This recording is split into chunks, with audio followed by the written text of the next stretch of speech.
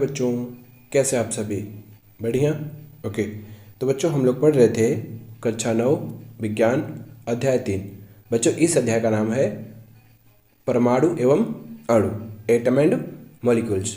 तो बच्चों, इस अध्याय को हम लोगों ने 4 पार्ट में कंप्लीट कर लिया है। ये इस अध्याय का 5वां पार्ट है।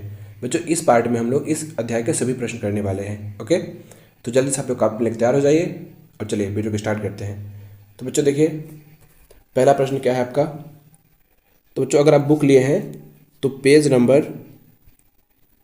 36 खोल लीजिए। कितना? 36। देखो बच्चों, उसमें जो पहला क्वेश्चन है, क्वेश्चन क्या कह रहा है कि एक अभिक्रिया में 5.3 ग्राम, कितना बच्चों?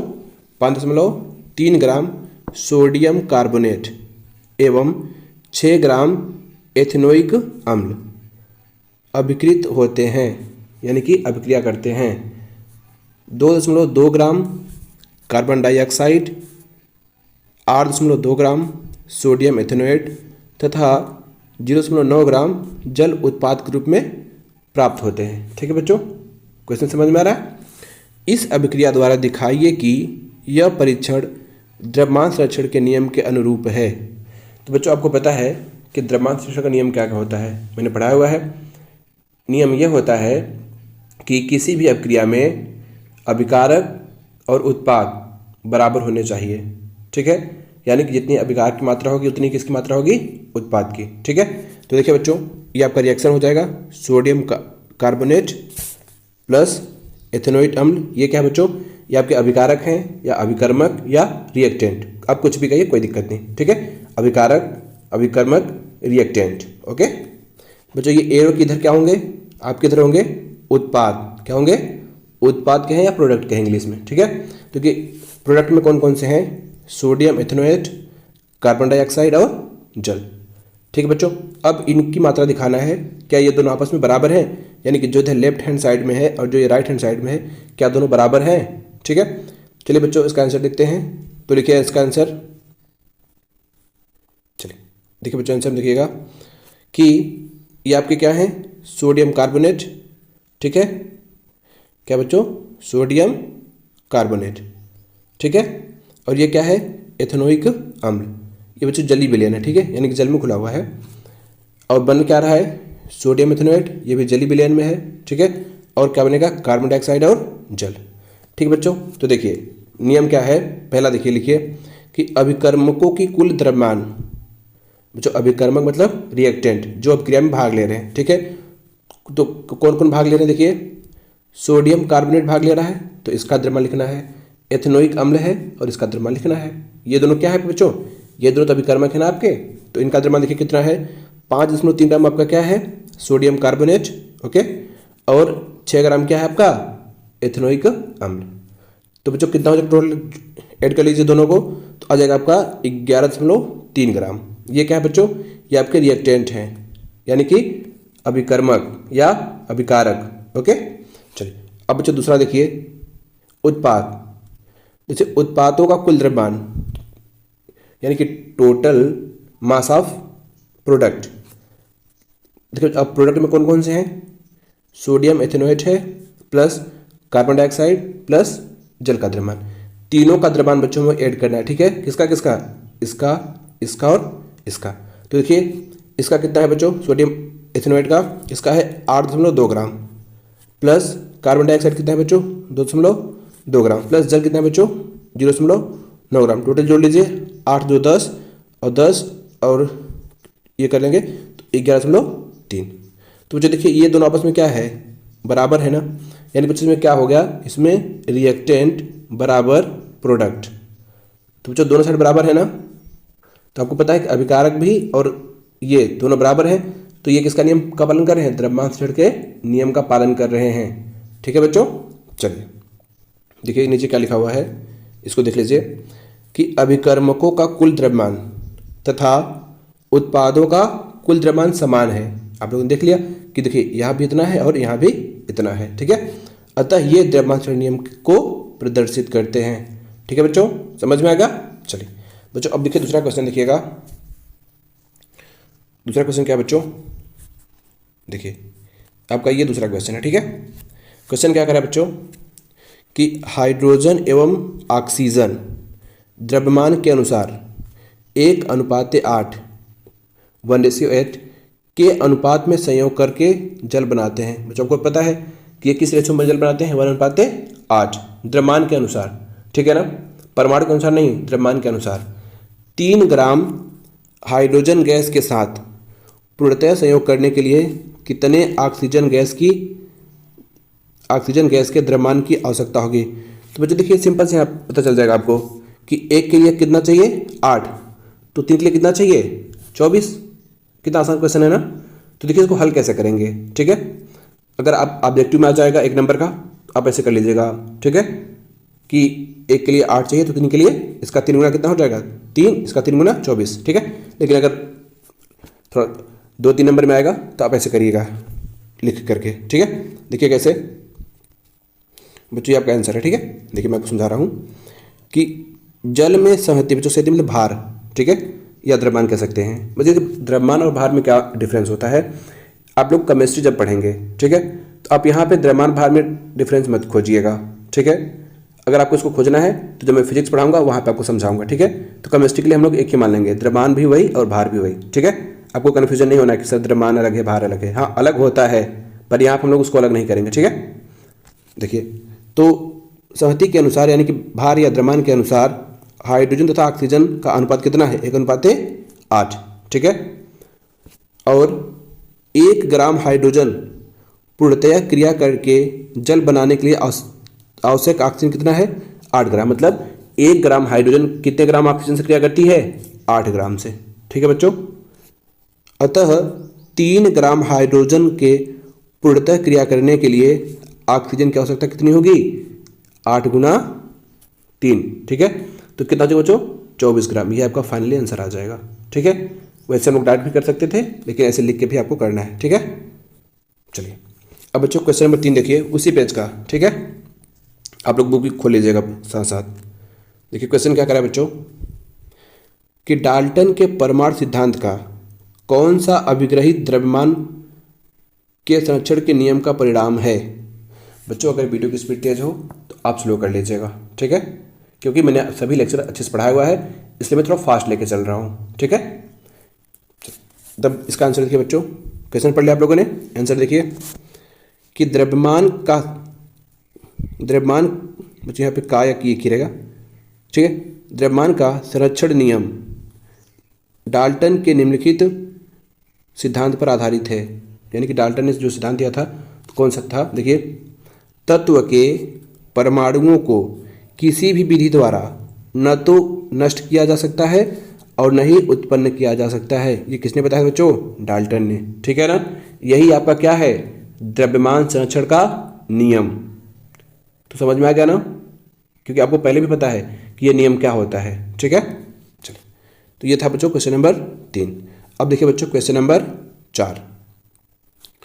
बच्चों क्वेश्चन नंबर 4 क्या कह रहा है, ध्यान से पढ़िए कि डाल्टन के परमाणु सिद्धांत का कौन सा अभिग्रहित निश्चित अनुपात के नियम की व्याख्या करता है।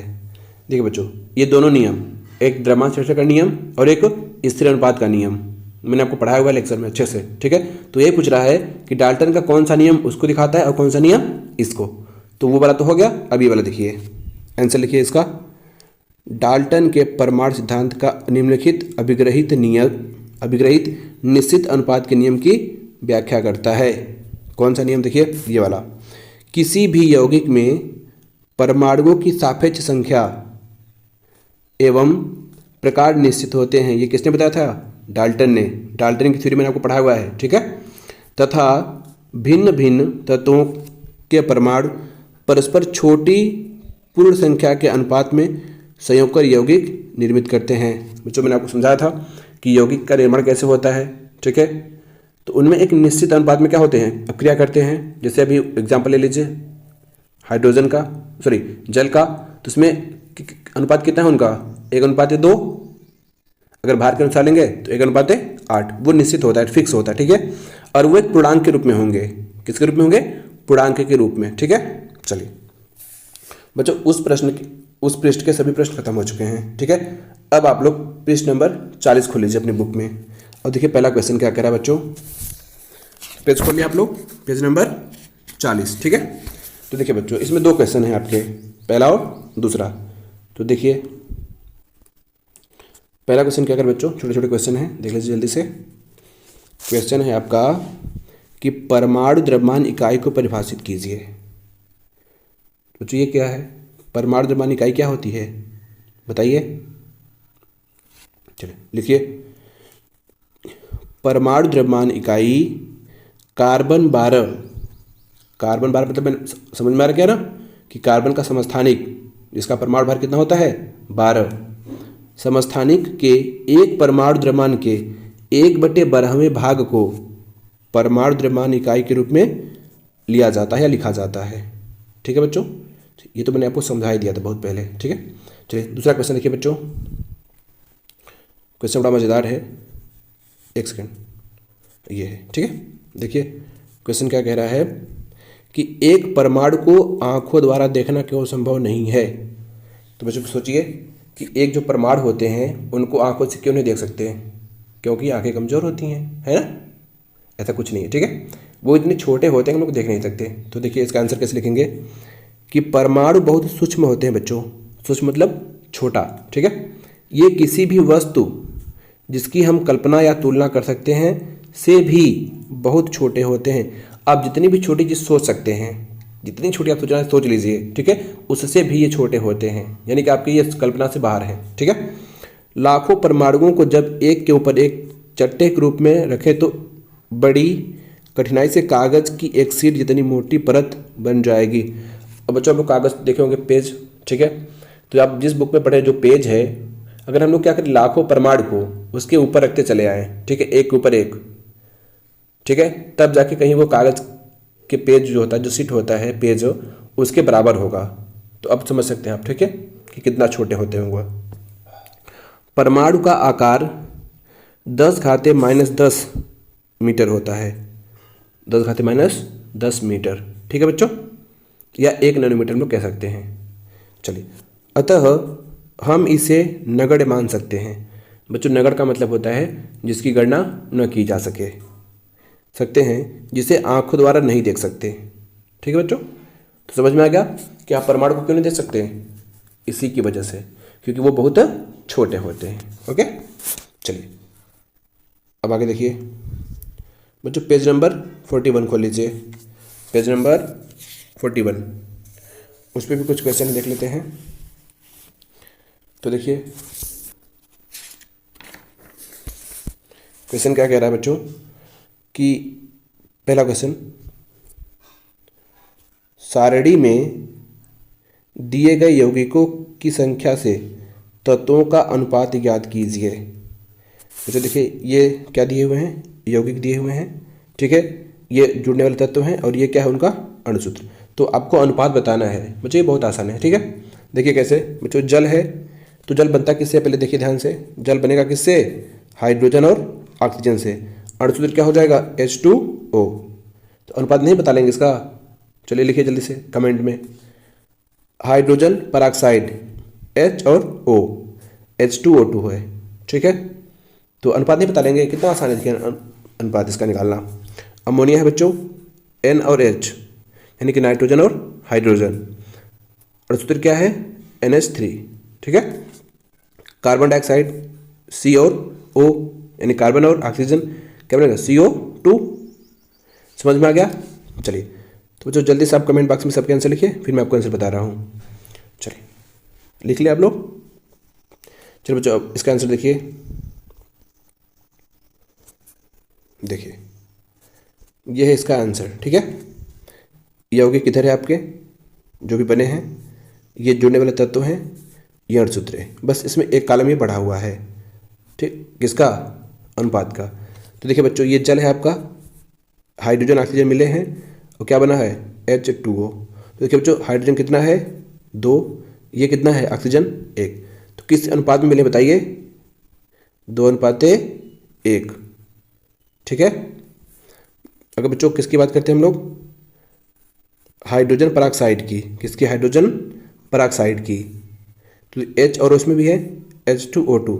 तो यहाँ पे देखिए 2 यहाँ पे 2 यहाँ पे, तो 2 से 2 क्या हो जाएगा, कैंसिल हो जाएगा, कितना बचेगा, 1, ठीक है। तो क्या बन जाएगा आपका 1:1, ठीक है। अमोनिया बच्चों देखिए, अमोनिया N और H NH3 ये इसका आण्विक सूत्र है, ठीक है बच्चों। नाइट्रोजन कितना है 1 है और हाइड्रोजन कितना है 3, तो 1:3। तो जो जितने में रहेगा बस वही लिख देना है, ठीक है। इसका देखिए बच्चों, कार्बन डाइऑक्साइड का 2, ये है कार्बन, ये आपका ऑक्सीजन है। तो कार्बन कितना है बच्चों यहाँ पे 1 है, 1 लिख लीजिए। ऑक्सीजन 2, तो यहाँ पे लिखेंगे 2। समझ में आ गया बच्चों, अनुपात निकालना आ गया। चलिए देखिए कितना आसान है ना। चलिए आगे देखिए, पेज नंबर 44, पेज नंबर 44। देखिए बच्चों इसमें क्वेश्चन क्या कह रहे हैं। इसमें क्वेश्चन छोटे छोटे हैं, बहुत मज़ेदार क्वेश्चन है, ठीक है। चलिए अब मज़ा आएगा आपको बनाने में। देखिए पहला क्वेश्चन क्या है बच्चों कि निम्नलिखित के सूत्र लिखिए। क्या लिखिए, सूत्र लिखना है आपको। आता है सूत्र लिखने, सिखाया है मैंने ना कैसे लिखना है। तो देखिए एक सेकंड बच्चों, चलिए ठीक है। सोडियम ऑक्साइड, सोडियम ऑक्साइड कितना आसान है, लिखिए जल्दी जल्दी। जब तक मैं क्वेश्चन पढ़ूँ आप तक आंसर लिख दीजिए। Aluminium chloride, sodium sulphide, magnesium, बच्चों मैग्नीशियम हाइड्रोक्साइड है यहाँ पे, ठीक है।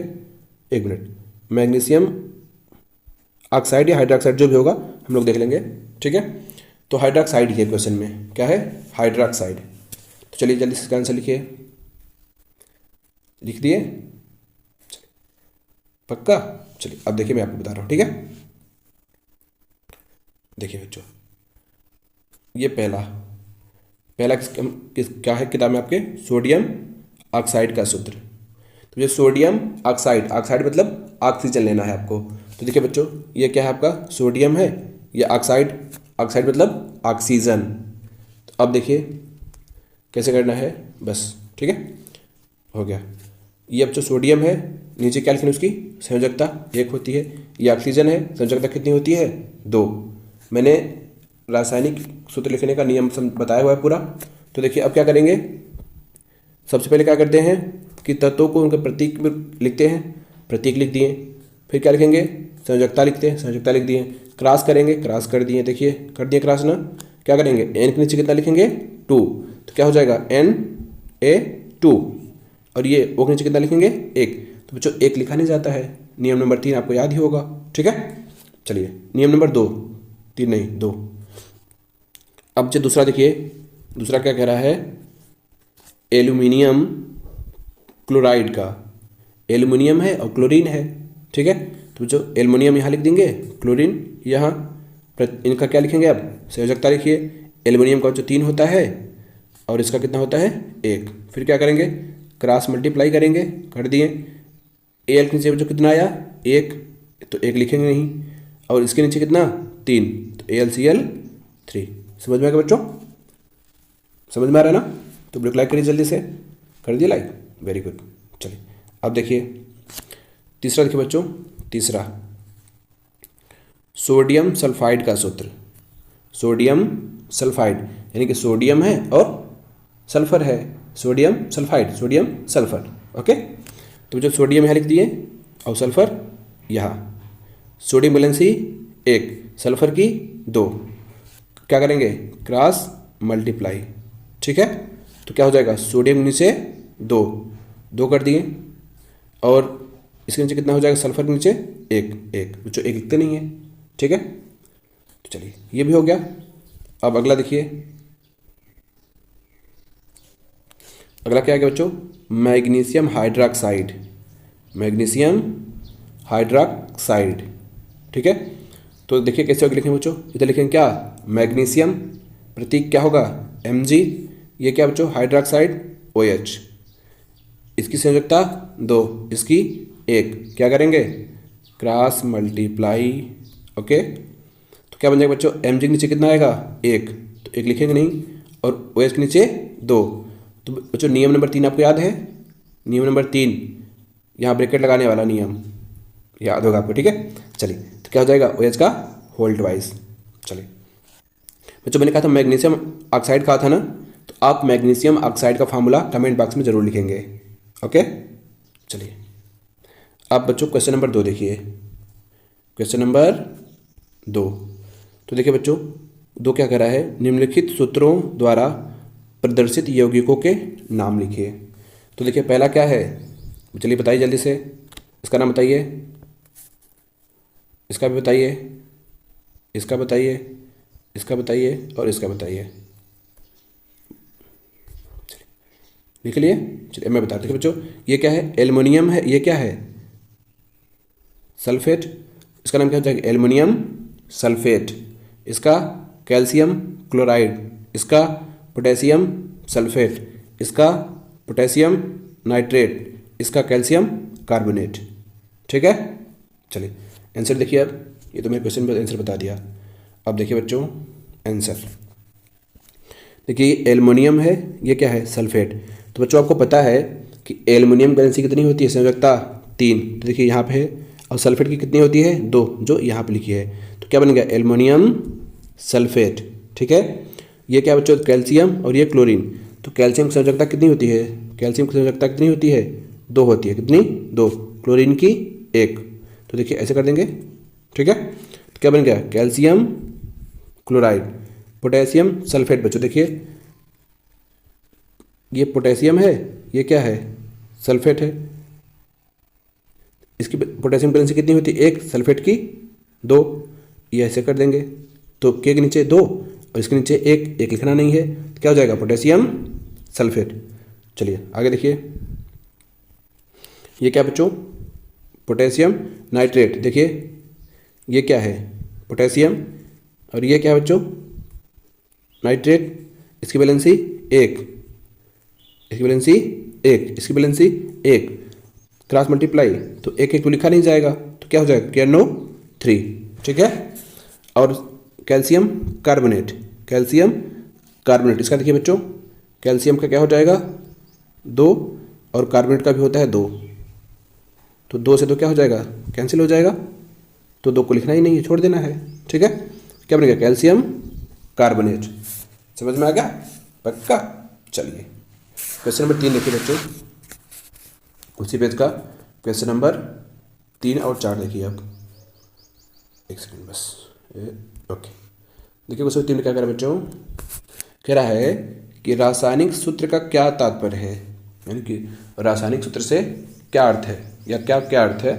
ठीक है, तो देखिए किसी यौगिक का रासायनिक सूत्र उसके संगठक, मतलब जो भी उसमें कंपोनेंट्स हैं, जो भी भाग ले रहे हैं, का प्रतीकात्मक निरूपण होता है। जैसे ये क्या है बच्चों, बताइए आप लोग जल्दी से, एक सेकेंड, बस ओके। अब बताइए H2O, H2O, तो बताइए ये क्या है, ये तो सूत्र है ना। देखिए इसमें भाग कौन कौन से ले रहे हैं, हाइड्रोजन और ऑक्सीजन। उसी प्रकार से ये है बच्चों HCl। देखिए ये जो तत्व भाग ले रहे हैं, या यौगिक जो भी भाग ले रहे हैं, उसके क्या है, ये प्रतीक तो ही है ना, प्रतीक दिखा दिए, हो गया, ये क्या बन गया, सूत्र बन गया। ठीक है बच्चों, चलिए अगला देखिए क्वेश्चन नंबर 4। तो समझिए क्वेश्चन 4 क्या कह रहा है कि निम्न में कितने परमाणु विद्यमान हैं, आपको गिन कर बताने हैं कि परमाणु कितने हैं। ठीक है, तो देखिए H2S है, H2S अणु, ये बच्चों क्या है, अणु है, ये एक अणु है। अणु का निर्माण कैसे होता है आपको पता है। ठीक है, लेकिन आपको बताने क्या है, इसमें परमाणु कितने हैं, अणु नहीं पूछ रहा है, परमाणु पूछ रहा है। ठीक है, और उसी प्रकार से इसमें पूछ रहा है आयन कितने हैं, क्या कितने हैं, आयन। ठीक है, तो देखिए बच्चों इसमें देखिएगा, इसमें टोटल 3 हैं, कितने हैं, 3 हैं। इसमें आयन कितने हैं बच्चों, सॉरी इस आयन में नहीं पूछ रहा है, इसमें पूछ रहा है परमाणु कितने हैं, इस आयन में परमाणु कितने हैं। तो इसमें 5 होंगे, कितने होंगे, 5, सॉरी। देखिए कैसे बच्चों, ये जो हाइड्रोजन है इसमें कितने हैं, देखिए हाइड्रोजन के कितने परमाणु हैं, 2, और एक किसके हैं, सल्फर के, तो कितने हो गए, 3। ठीक है, यहाँ देखिए इसमें दूसरे वाले में फास्फोरस के कितने परमाणु हैं, 1, और ऑक्सीजन के कितने हैं, O4 है ना, तो 4, 4 1 5। तो जो गिनना आपको आ गया ना। जैसे अगर आपसे पूछ लें कि बताइए H2O में कितने परमाणु हैं, तो कितना बताएंगे आप, देखिए 2 तो हाइड्रोजन के हैं, 1 ऑक्सीजन के हैं, तो कितना हो जाएगा, 3।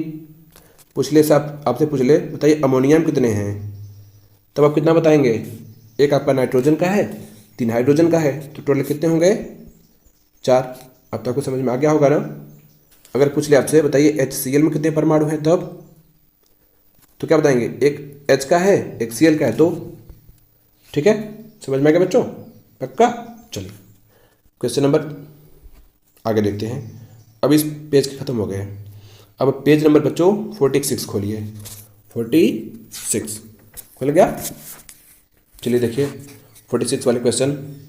पहला क्या कह रहा है बच्चों कि निम्न यौगिकों के, एक सेकंड, निम्न यौगिकों के आणविक द्रव्यमान को परिकलन कीजिए। बच्चों कौन सा द्रव्यमान, आणविक द्रव्यमान निकालना है आपको। ठीक है, किसका निकालना है, H2 का निकालना है, H2 का, O2 का, Cl2 का, CO2 का, CH4 methane, C2H ethane, C2H2 ethyne.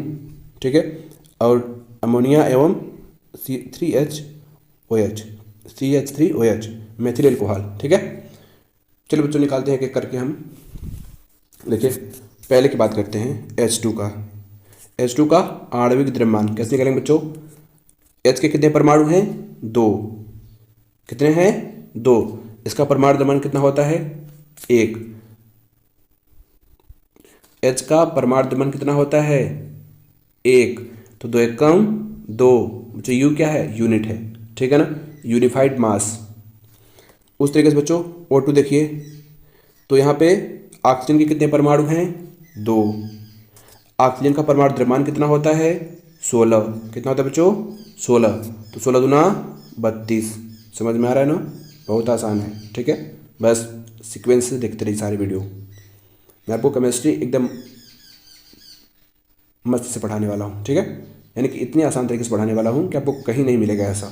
चलिए तीसरा देखिए Cl2, बच्चों ये क्लोरीन है, तो क्लोरीन के कितने परमाणु हैं 2 परमाणु हैं। ठीक है, तो देखिए अब क्लोरीन का परमाणु भार कितना होता है 35.5, तो गुणा कर लीजिए कितने का 2 का, कितना बच्चों 71 हो जाएगा, क्योंकि 35 दूना 70 और ये हाफ ऑफ 1 हो जाएगा, तो 71 हो जाएगा। ठीक है, चलिए देखिए बच्चों चौथा देखिए CO2 यानी कार्बन डाइऑक्साइड का आणविक द्रव्यमान। तो बच्चों आपको इसमें देखिए पता है कार्बन कितने परमाणु हैं 1, ठीक है, और ऑक्सीजन कितने हैं 2। तो बच्चों में अब देखिए अब इसको कैसे करेंगे, कार्बन का कितना होता है परमाणु द्रव्यमान 12, तो 12 लिख दीजिए। कितने कार्बन हैं 1, तो 1 लिखने की कोई ज़रूरत नहीं है। और ऑक्सीजन बच्चों कितने हैं 2, ऑक्सीजन के कितने परमाणु हैं 2, ठीक है, और इसका कितना होता है परमाणु द्रव्यमान 16, तो 16 दूना 32 और 32 और 12 जोड़िए 44, तो 44 हो जाएगा। ठीक है, चलिए आगे देखिए बच्चों, ये देखिए पांचवा देखिए CH4 मेथेन, क्या नाम बच्चों इसका मेथेन। तो इसको कैसे देखिए करेंगे,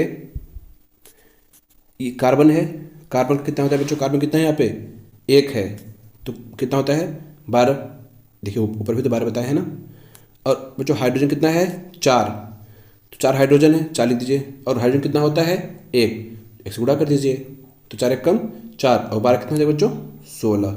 ठीक है, अगला देखिए छठवां देखिएगा C2H6 जो कार्बन कितने हैं 2, एक का कितना होता है 12, तो कितना हो जाएगा बच्चों 12 दूना 24 प्लस हाइड्रोजन कितने हैं 6, तो होता कितना है इसका परमाणु द्रव्यमान 1, तो 6 कम 6, तो जोड़ लीजिए 24 और 6 कितना हो जाएगा बच्चों 30। समझ में आ रहा है ना। ओके, अगर समझ में आ गया हो तो बाकी वीडियो रोक करके आप अपने से खुद कर लीजिए, फिर वीडियो देखिए। ओके, चलिए आई होप आप लोगों ने कर लिया होगा। अब देखिए C2H4 मैच कीजिएगा अपने वाले से जो आपने अभी किया हुआ है। ठीक है, कार्बन बच्चों कितने हैं 2, एक का कितना होता है 12, तो 12 गुणित्ते या 2 गुणित्ते 12 प्लस हाइड्रोजन कितना है 4, होता है कितना है 1, तो 4 गुणित्ते 1, तो 12 दूना 24 और 24 4 28 हो गया। कितना आसान है ना, सही है आपका, वेरी गुड। अगला देखिए 2 और बचे हुए हैं, ये 8वां देखिए NH3 अमोनिया है बच्चों, ठीक है। नाइट्रोजन कितना है, 1, कितना 1, होता कितना है परमाणु भार 14, तो 14 कम 14, प्लस हाइड्रोजन कितना है बच्चों 3, होता कितना है 1, तो 3 कम 3, तो 14 3 17, ठीक है बच्चों। अगला देखिए CH3OH यानी कि मेथिल एल्कोहल का नाम होगा बच्चों, तो नाम से कोई मतलब नहीं, बस आपको आणविक द्रव्यमान निकालना है, ठीक है। तो देखिए कैसे निकालेंगे। कार्बन बच्चों कितना है, एक का तो 1 लिख देंगे, गुणा करने की कोई जरूरत नहीं है बच्चों। यहाँ देखिए आपका ये कितना है, हाइड्रोजन 3 है, तो 3 लिख लीजिए, होता कितना है 1, तो 1 का गुणा कर दीजिए, प्लस ऑक्सीजन के कितने परमाणु हैं 1, तो 1 लिख देंगे आप लोग, ठीक है। सॉरी ऑक्सीजन का 16, तो 16 कम 16, अब फिर हाइड्रोजन है तो 1 है, तो 1 लिख देंगे, तो जोड़ लीजिए 16 1 17, 17 और 3 21, 21 और 12, सॉरी बच्चों ये हो जाएगा 17 3 20 और 20 और 12 32, ठीक है। चलिए अब बच्चों क्वेश्चन नंबर 2 देखिए, उसी पेज का, पेज नंबर 46 का क्वेश्चन नंबर 2 क्या कह रहा है, पहले ये है आपका क्वेश्चन। तो जो क्वेश्चन क्या कह रहा है ध्यान से पढ़िए कि निम्नलिखित यौगिकों के सूत्र इकाई द्रव्यमान परिकलित कीजिए, सूत्र इकाई द्रव्यमान परिकलित कीजिए। तो देखिए क्या क्या है, ZNO Na2O sorry N2Na2O sodium oxide है, और पोटेशियम कार्बोनेट यानी कि जिंक ऑक्साइड, सोडियम ऑक्साइड और पोटेशियम कार्बोनेट। अब क्या दिया गया है क्वेश्चन में कि जिंक का परमाणु द्रव्यमान दिया गया है 65, ठीक है। सोडियम का दिया हुआ है 23, पोटेशियम का दिया हुआ है 39, कार्बन का दिया हुआ है 12, ऑक्सीजन का 16। चलिए जल्दी से आप करिए, फिर मैं आपसे करवा रहा हूँ, ठीक है। वीडियो को पॉज करके करिए आप लोग, मैंने पढ़ाया हुआ है, सूत्र इकाई द्रव्यमान का परिकलन करना है, समझ में आ रहा है ना। चलिए कर लिया आप लोग, चलिए अब हम आपको बता रहे हैं, ठीक है।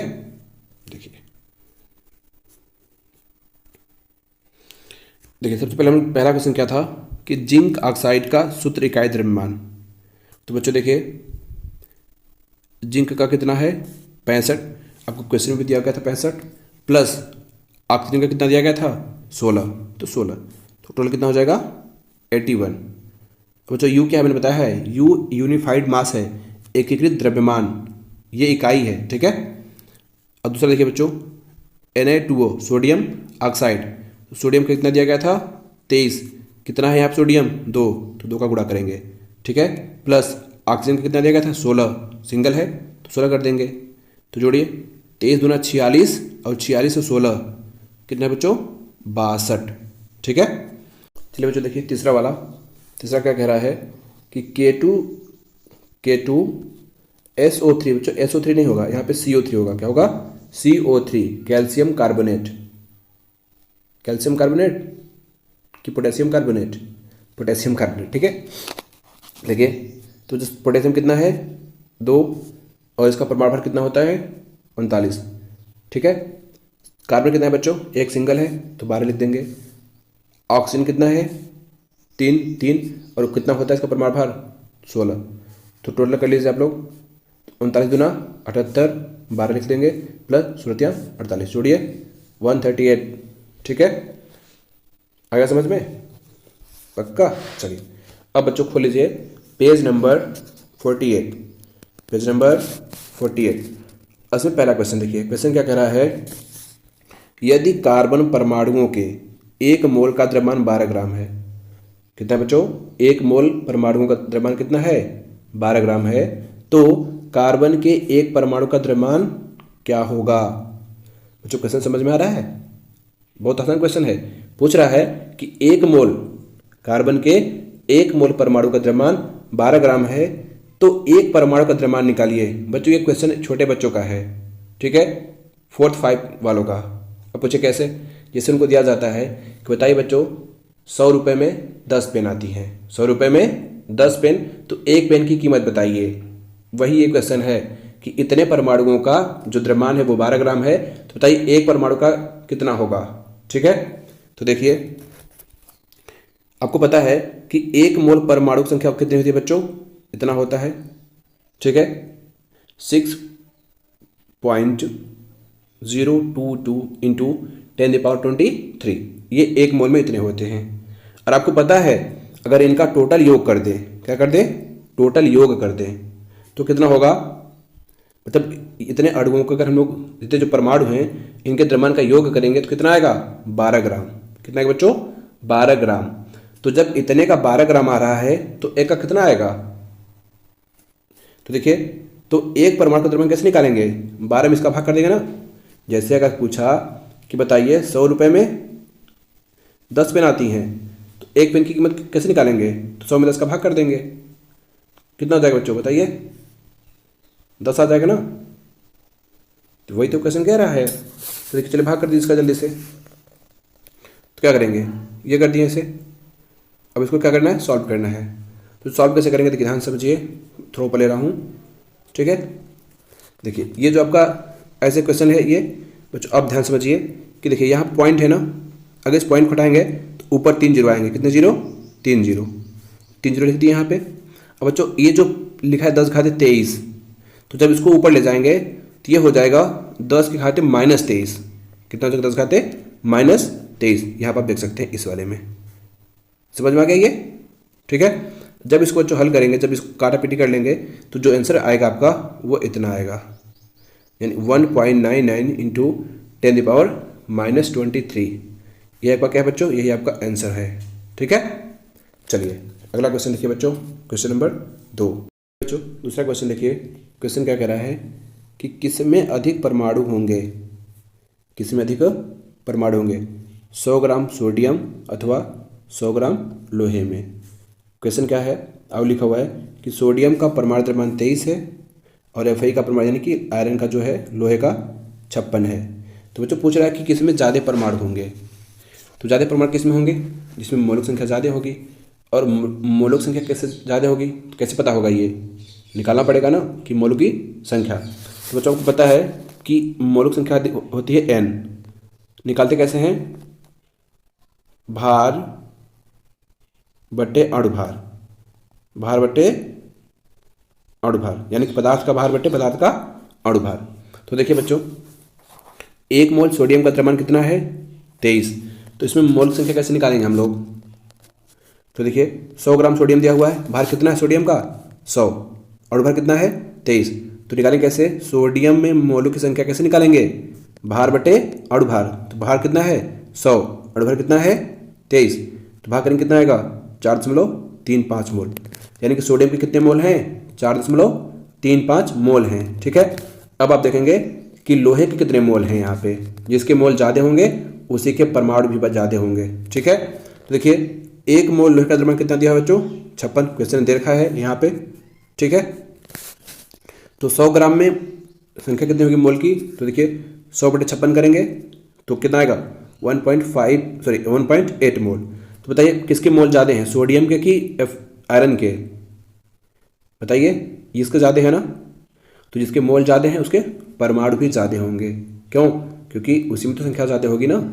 तो देखिए यहाँ क्या करा है, क्योंकि 100 ग्राम सोडियम में मोलक संख्या 100 ग्राम लोहे की मोलक संख्या से अधिक है, अतः 100 ग्राम सोडियम में परमाणु भी क्या होंगे, अधिक होंगे। समझ में आएगा बच्चों। चलिए अगला क्वेश्चन देखिए, क्वेश्चन क्या कह रहा है, क्वेश्चन है बच्चों, पेज नंबर आप खोल लीजिए, आपके अभ्यास प्रश्न आ गए, पेज नंबर 50। ठीक है, 50-51 पे जो भी दिए हुए यानी कि आपके अभ्यास प्रश्न में से। ठीक है, तो बच्चों पहला क्वेश्चन क्या है कि 0.24 ग्राम ऑक्सीजन एवं बोरान युक्त यौगिक के नमूने में विश्लेषण द्वारा यह पाया गया कि उसमें 0.096 ग्राम बोरान एवं 0.144 ग्राम ऑक्सीजन है। ठीक है, उस यौगिक के प्रतिशत संगठन का भारात्मक रूप में परिकलन कीजिए। ठीक है बच्चों, फार्मूला मैंने लिखवाया हुआ है, याद है आपको? चलिए देखिए कैसे आंसर लिखिएगा। यौगिक का कुल द्रव्यमान बच्चों कितना दिया हुआ है, ये यहाँ पे यौगिक कौन सा है, ऑक्सीजन और बोरान का। ठीक है, तो इसमें जिसकी प्रतिशतता निकालनी है तो उसको कैसे निकालेंगे, देखिए थोड़ा ऊपर ले रहा हूँ, समझा रहा हूँ आपको। यहाँ पे तो दोनों का हम लोग अलग अलग निकालेंगे, ऑक्सीजन कितना है और बोरान का, क्योंकि उस यौगिक में क्या है, ऑक्सीजन और बोरान। ठीक है, तो क्या बच्चों, बोरान की प्रतिशतता निकाल लीजिए। तो जिसका निकालना है उसको आप कहाँ रखेंगे, ऊपर रखेंगे। ठीक है, तो किसका निकालना है, बोरान का। और क्वेश्चन में बोरान कितना दिया हुआ था, इतना। ठीक है, बटे टोटल यौगिक का, देखिए यौगिक का द्रव्यमान इतना दिया हुआ है ना, तो बटे इतना। ठीक है, गुणित 100, 100 क्यों, प्रतिशतता के लिए, परसेंटेज के लिए 100, तो करेंगे कितना बच्चों, 40। ठीक है, उसी तरीके से आप निकालिए किसका, ऑक्सीजन का। तो देखिए यहाँ देखिए ये आपका क्या था, बोरान था, और ये कितना, ये क्या है, ऑक्सीजन। अब इसको रखेंगे, एक बार इसको रख के निकालें, एक बार इसको रख के निकालेंगे। ठीक है, देखिए कैसे, यहाँ पे अब किसकी निकालनी है, ऑक्सीजन की प्रतिशतता निकालनी है ना, तो यहाँ रखेंगे क्या, ऑक्सीजन बटे यौगिक का द्रव्यमान। इसका कितना दिया हुआ था, 0.144 अपान यौगिक का कितना है, यही सेम यौगिक, तो दोनों का वही है, वही एक ही यौगिक है ना, वही इंटू 100, 100 क्यों, इसके लिए। ठीक है, तो क्या हो जाएगा बच्चों बताइए, 60%। तो जब 40 ये था तो 100 ये हो जाएगा, क्योंकि सब आपस में कितने होते हैं, 100 होते हैं ना। तो जब ये 40 था तो ये कितना आता है, 60। ठीक है, 60। अब बच्चों दूसरा क्वेश्चन देखिए, क्वेश्चन क्या कर रहा है, ध्यान से पढ़िए कि 3 gram carbon, 3 gram carbon 8 gram oxygen से मिलकर 11 gram carbon dioxide, carbon dioxide निर्मित करता है। जब 3 ग्राम कार्बन डाइऑक्साइड को 50 ग्राम ऑक्सीजन में जलाया जाता है तो कितने ग्राम कार्बन डाइऑक्साइड का निर्माण होगा। आपका उत्तर रासायनिक संयोजन के नियम पर आधारित होगा। अब बच्चों यहाँ पे समझना है कि क्वेश्चन तो कह दिया कि 3 ग्राम ऑक्सीजन जो है वो 3 ग्राम कार्बन 8 ग्राम ऑक्सीजन के साथ जल करके 11 ग्राम बनाता है। लेकिन अब आपको क्या किया गया कि कार्बन उतना ही दिया गया, लेकिन ऑक्सीजन कितना दे दिया गया, इतना ज़्यादा दे दिया गया। तो अब क्या होगा, अब ये कह रहा है कि आपका जो आंसर आएगा वो इस नियम पर आधारित होना चाहिए, ऐसा नहीं कि नियम पर लागू ना हो। तो चलिए इसका आंसर देखिए कैसे करेंगे बच्चों, बहुत ही आसान क्वेश्चन है। ठीक है, जैसे कह दिया जाए आपको कि आप क्या करते हैं कि हमेशा 2 रोटी खाते हैं। ठीक है, आपका स्वास्थ्य अच्छा रहता है। आपको एक दिन दे दिया गया 10 रोटी, तब क्या करेंगे, 10 के 10 खा लेंगे कि 3 खा लेंगे और बाकी बच जाएगा। अब यही करेंगे कि आप जो खाते हैं 2 या 3 उसको खा लेंगे, जो आप डेली खाते हैं, और जो शेष बचेगा उसको छोड़ देंगे। और यहाँ भी वही होगा। ठीक है, देखिए कैसे, क्योंकि बच्चों 3 ग्राम कार्बन 8 ग्राम ऑक्सीजन में जलाया जाता है तो क्या बनता है, 11 ग्राम कार्बन डाइऑक्साइड। ठीक है, इसलिए 3 gram carbon dioxide 50 gram oxygen में जलाया जाएगा तो वह केवल 8 ग्राम ऑक्सीजन के साथ संयोग करेगा। ठीक है, और 11 ग्राम क्या बनाएगा, कार्बन डाइऑक्साइड। शेष 50 में से 8 यानी कि 42 ग्राम ऑक्सीजन बिना अभिक्रिया करे बची रहेगी। यह सहमति स्थिर नियम के अनुपात के अनुरूप है। स्थिर नियम का बताया था ना, ये सदी मतलब भार, द्रव्यमान। ठीक है, तो बच्चों समझ में आ गया कि जैसे आपका जो रेगुलर होता है कि आप 2 रोटी खाएंगे, आपको चाहे 10 दे दिया जाए और चाहे 20, आप कितना खाएंगे, 2 ही खाएंगे, बाकी क्या हो जाएगा, बच जाएगा। उसी तरीके से 3 ग्राम जो कार्बन है वो 8 ग्राम ऑक्सीजन के साथ ही क्रिया करेगी, चाहे उसको 100 ग्राम दीजिए चाहे 50 ग्राम दीजिए, उससे कोई फर्क नहीं पड़ेगा, बाकी का आपको बच जाएगा। ठीक है, चलिए अगला क्वेश्चन देखिए बच्चों, क्वेश्चन नंबर 3, बहुपरमाणुक आयन क्या होते हैं, उदाहरण दीजिए। बच्चों बहुपरमाणुक आयन, सबसे पहले आप समझिए बहुपरमाणु का मतलब क्या है, जिसमें एक से ज़्यादा क्या हो परमाणु, वो क्या हो जाएगा, बहुपरमाणु आयन, उस पर आयन हो जाए। तो देखिए कैसे, बहुपरमाणुक आयन जब एक से अधिक तत्वों के परमाणु आपस में जुड़कर एक सामान्य धनावेशित या ऋणावेशित आयन बनाते हैं तो उन्हें बहुपरमाणुक आयन कहते हैं। कितना आसान परिभाषा है बच्चों, कि फिर से एक बार पढ़ रहा हूँ, बहुपरमाणुक आयन जब एक से अधिक, बहु मतलब एक से अधिक तत्वों के परमाणु आपस में जुड़कर एक सामान्य धनावेशित या ऋणावेशित आयन बनाते हैं तो उन्हें बहुपरमाणुक आयन कहते हैं। याद हो गया? Very good. सामान्यतः बहुपरमाणुक आयन ऋणावेशित होते हैं। जनरली बच्चों ये देखा जाता है कि जो बहुपरमाणुक आयन होते हैं वो ऋणावेशित होते हैं, लेकिन कुछ धनावेशित भी होते हैं। जैसे अमोनियम, ये NH4 पॉजिटिव धनावेशित है, लेकिन सामान्यतः कैसे होते हैं? ऋणावेशित होते हैं। ठीक है, अधिक संख्या में पाए जाते हैं। अब देखिए कौन कौन से देख लीजिए उदाहरण। देखिए बच्चों, धनावेशित की बात करें तो आपका अमोनियम है इसमें। ठीक है, अगर ऋणावेशित की बात करें तो हाइड्रोक्साइड। देखिए बहुपरमाणु, एक से अधिक परमाणु, दो परमाणु, एक से अधिक परमाणु, 5 परमाणु। कितने परमाणु इसमें? 5। अभी गिनवाए थे ना, ये 5 है। ये किसमें कितने हैं? 2। अब बहुपरमाणु क्या है? आयन है, तो बहुपरमाणुविक आयन या बहुपरमाणु आयन हो गया। नाइट्रेट कितने परमाणु है बताइए? 5। 5 है? गलत है, 4 होंगे। 3 ऑक्सीजन के, 1 इसके आयन है। इसमें बताइए कितने परमाणु हैं? 5 आयन है इस पे, सल्फेट आयन। बच्चों ये हाइड्रोक्साइड आयन है, ये नाइट्रेट आयन है, ये सल्फेट है और ये कार्बोनेट। ठीक है, तो बच्चों आयन के साथ मैंने आपको यहाँ पे परमाणु भी गिनवा दिए हैं। इसमें कितने होंगे? 4। ठीक है, चलिए क्वेश्चन नंबर 4 देखिए बच्चों। अब आपका आएगा क्वेश्चन नंबर 4। चलिए बच्चों देखिए क्वेश्चन नंबर 4। तो 4 क्या कह रहा है कि निम्नलिखित के रासायनिक सूत्र लिखिए। क्या लिखा बच्चों? रासायनिक सूत्र। तो चलिए देखिए, पहला क्या है? Magnesium chloride. तो क्या हो जाएगा बच्चों बताइए? बता दिए यहीं पे कि आगे समझाऊं? यही बता दे रहा हूँ, फिर आगे भी समझा दूंगा। इसका होगा MgCl2। MgCl2। Calcium chloride CaCl2। CaCl2। Copper nitrate CuNO3 का होल ट्वाइस। CuNO3 का होल ट्वाइस। ठीक है बच्चों। Aluminium chloride AlCl3। AlCl3। Calcium carbonate CaCO3। CaCO3। चलिए अब देखिए इसका आंसर। चलिए जल्दी जल्दी देखिए बच्चों, पहला आ गया कौन सा? Magnesium chloride. तो क्या मैग्नीशियम और क्लोरीन या क्लोराइड? तो मैग्नीशियम की वैलेंसी बच्चों 2, संयोजकता 2, क्लोरीन की 1। बच्चों प्लस माइनस पर ध्यान नहीं देना है आपको, ठीक है ना? प्लस माइनस पर ध्यान नहीं देना है। तो क्या होता है बच्चों? क्रॉस मल्टीप्लाई कर दिए। Mg के नीचे कितना आएगा? 1 और Cl के नीचे 2। तो क्या हो जाएगा बच्चों? MgCl2। 1 लिखा नहीं जाता है, नियम नंबर 2 याद होगा आपको। ठीक है, चलिए दूसरा देखिए।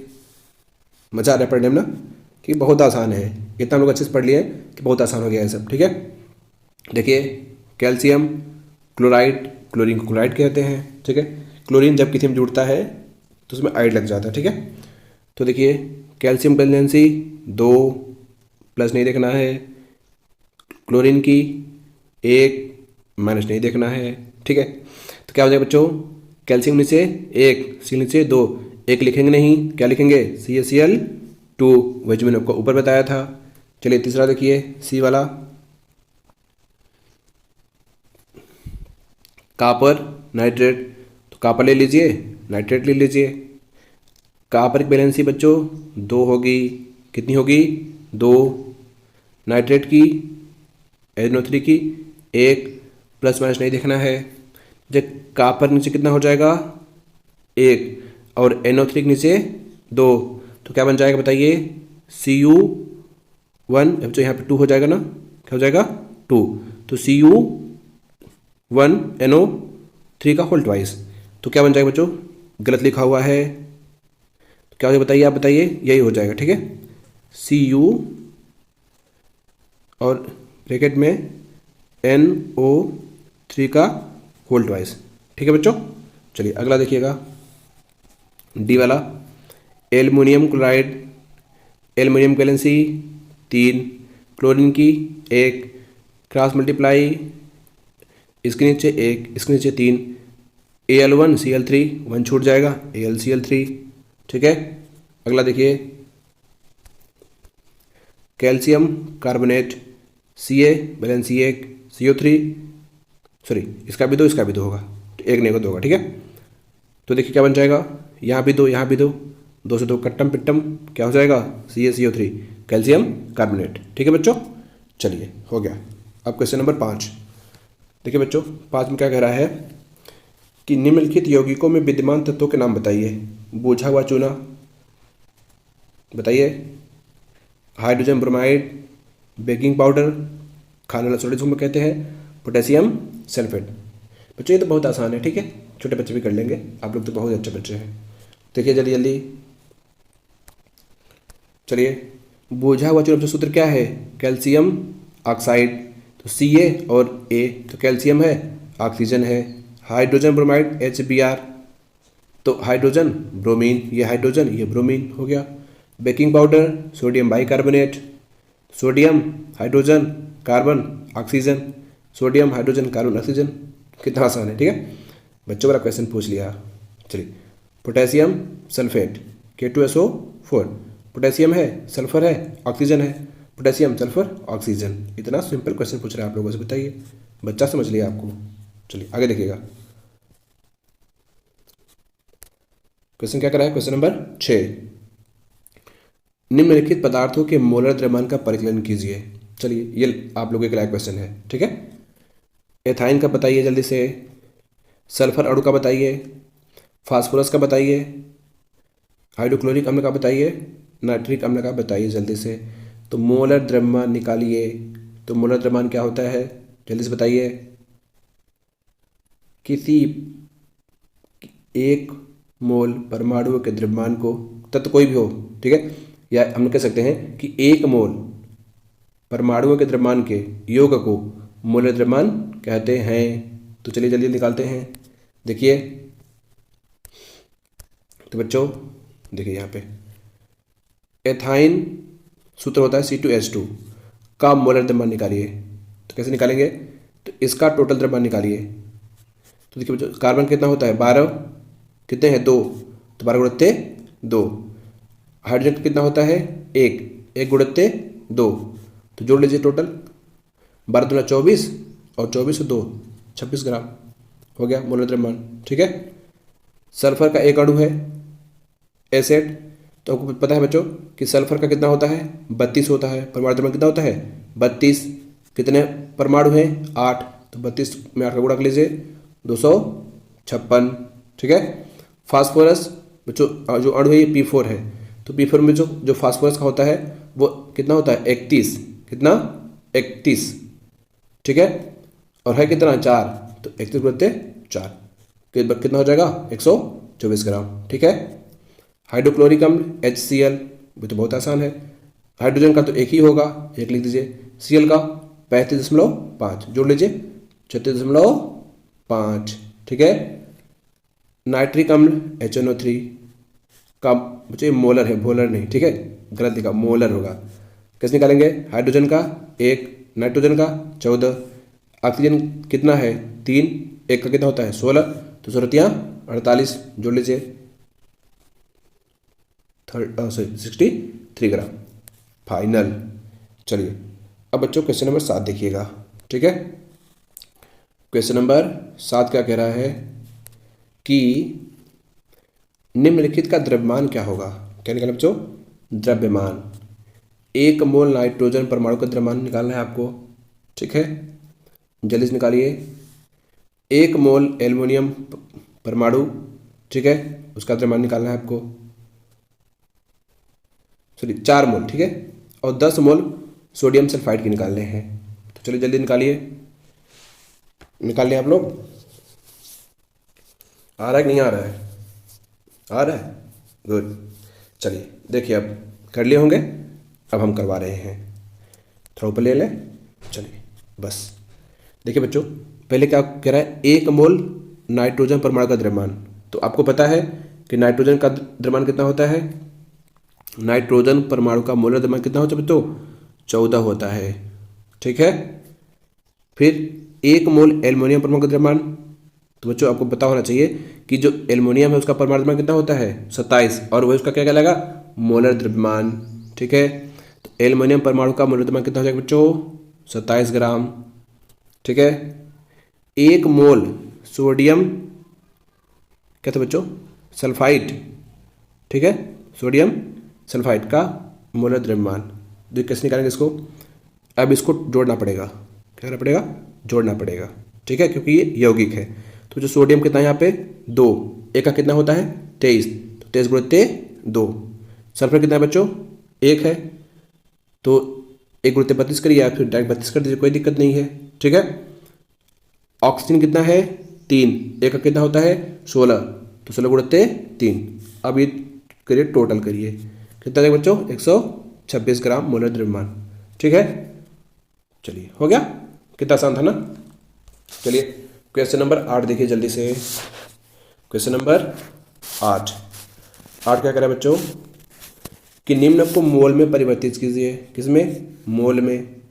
पहला है 12 ग्राम ऑक्सीजन गैस को परिवर्तित कीजिए मोल में। दूसरा यानी बी वाला 20 ग्राम पानी को परिवर्तित कीजिए मोल में। सी वाला 22 ग्राम कार्बन डाइऑक्साइड को, जो ऑक्साइड है ठीक है, परिवर्तित करना है किसमें, मोल में। तो चलिए परिवर्तित करते हैं किसमें, मोल में। तो देखिए बच्चों कैसे करेंगे, थोड़ा ले रहे हैं 1 सेकेंड। ए वाला हल कर रहे हैं। ऑक्सीजन गैस का द्रव्यमान कितना दिया बच्चों 12 ग्राम दिया हुआ है ना, कितना दिया हुआ है 12 ग्राम। तो बच्चों आपको पता है कि ऑक्सीजन क्या होता है O2 होता है, क्या होता है O2 का मोलर द्रव्यमान कितना होता है निकाल लीजिए पहले। O2 का मोलर द्रव्यमान कितना होगा 16 दूना 32 होगा क्या मोलर द्रव्यमान। ये क्या है, ये द्रव्यमान दिया हुआ है, ये क्या है मोलर द्रव्यमान। निकालना क्या है मोलों की संख्या। ये सूत्र याद है, याद करवाए थे किस जमाने में, पार्ट 3 में याद करवाए थे, सॉरी पार्ट 4 में। ठीक है, सूत्र क्या था, द्रव्यमान ग्राम में बटे मोलर द्रव्यमान। याद है कि नहीं, n बराबर स्मॉल m बटे कैपिटल M। याद आ रहा है कुछ, ये फार्मूला लग रहा है यहाँ पे। तो देखिए द्रव्यमान कितना दिया बच्चों 12 ग्राम बटे मोलर द्रव्यमान कितना है 32 ग्राम। काट दीजिए जल्दी से, आ जाएगा इतना।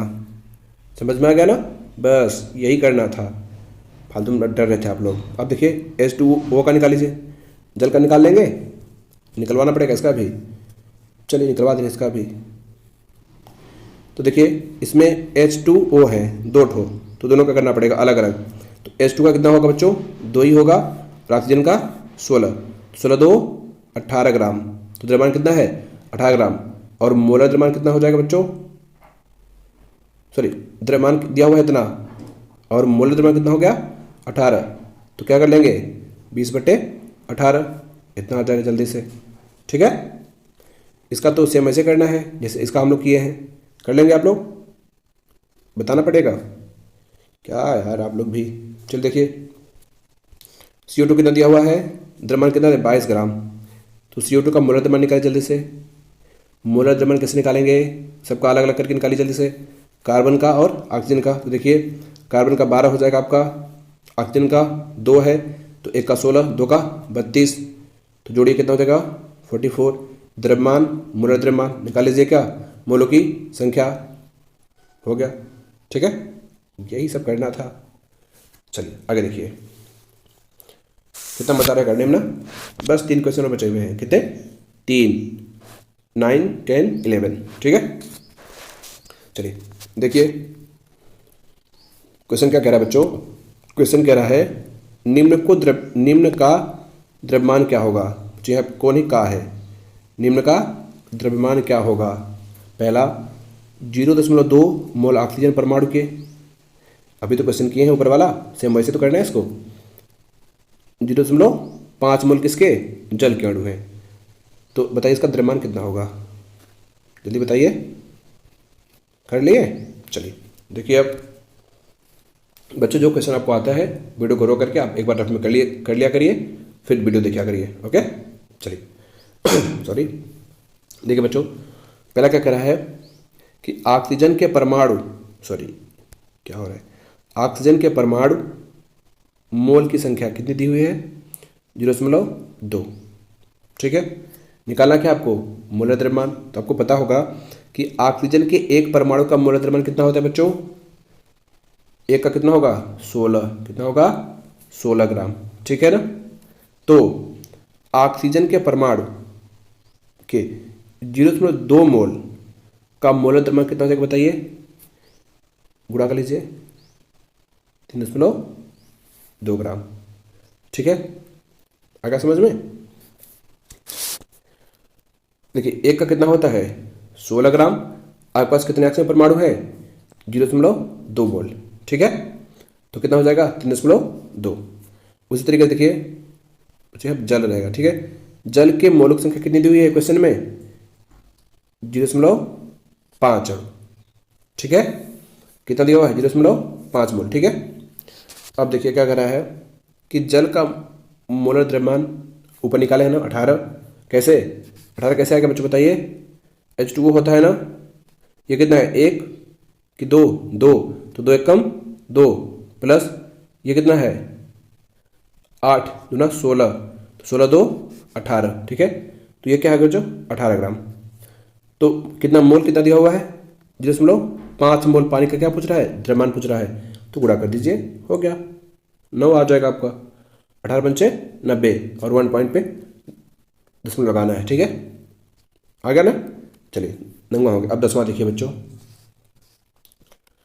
ये एक 10वां क्वेश्चन है कि 16 ग्राम ठोस सल्फर AS8 के रूप में, ठीक है, अणुओं की संख्या परिकलित कीजिए।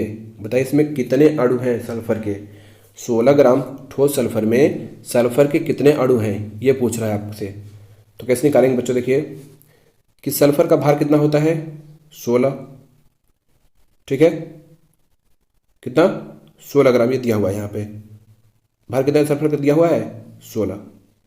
अब आपको पता होगा कि सल्फर का परमाणु भार कितना होता है S8 के रूप में, जब ये S8 के रूप में रहेगा तब कितना होगा 256, क्यों, क्योंकि एक का 32 होता है तो 8 का कितना हो जाएगा 256। तो बच्चों बताइए S8 में मोलों की संख्या, एक क्वेश्चन मैंने ऊपर करवाया था सेम ऐसे ही, बच्चों वाला क्वेश्चन है ये, ठीक है। तो 16/256 यानी कि 1/16, ठीक है। कितना आ गया रेशियो 1/16। तो पूछा क्या है, ये तो क्या है मोलक संख्या पूछा है बच्चों, लेकिन पूछा बताना क्या है अणुओं की संख्या बताना है, मोल की संख्या नहीं, अणुओं की संख्या, ठीक है। तो देखिए सल्फर S8 के 1 मोल में अणुओं की संख्या कितनी होगी, इतना। जो सल्फर का नहीं किसी का भी अगर 1 मोल लेंगे तो इतना ही होगा, ठीक है ना। ये तो आपको पता ही होगा कि किसी का भी 1 मोल लेंगे तो इतने ही अणु आएंगे उसमें, चाहे सल्फर हो, चाहे क्लोरीन, चाहे ब्रोमीन, चाहे कुछ हो, ठीक है। चलिए देखिए आपके पास टोटल कितना है, इतने मोल है, कितने मोल हैं, इतने मोल हैं। तो कैसे करेंगे ध्यान से समझिए, कुछ नहीं करना है, बस इसका गुणा कर दीजिए, इसमें काम खत्म। जैसे मान लीजिए कि पूछता है 2 मोल में कितने हैं तो 2 का गुणा करते, 10 मोल में कितने हैं 10 का गुणा करते, आपके मोल कितने आए हैं 1/16, तो इसका गुणा कर दीजिए, कर दिए गुणा, हो गया। आंसर कितना आएगा बच्चों आपका 3.76 इंटू 10⁻22, ये क्या हो गया आंसर, ओके।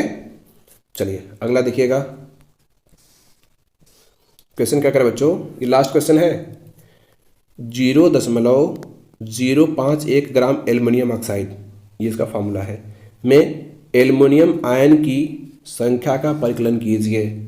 जैसे उसमें पूछा था अणुओं का परिकलन कीजिए, इसमें क्या पूछा है आयन का परिकलन कीजिए, ठीक है। चलिए जल्दी से कर लेते हैं इसको भी, तो बच्चों वाला क्वेश्चन है एकदम।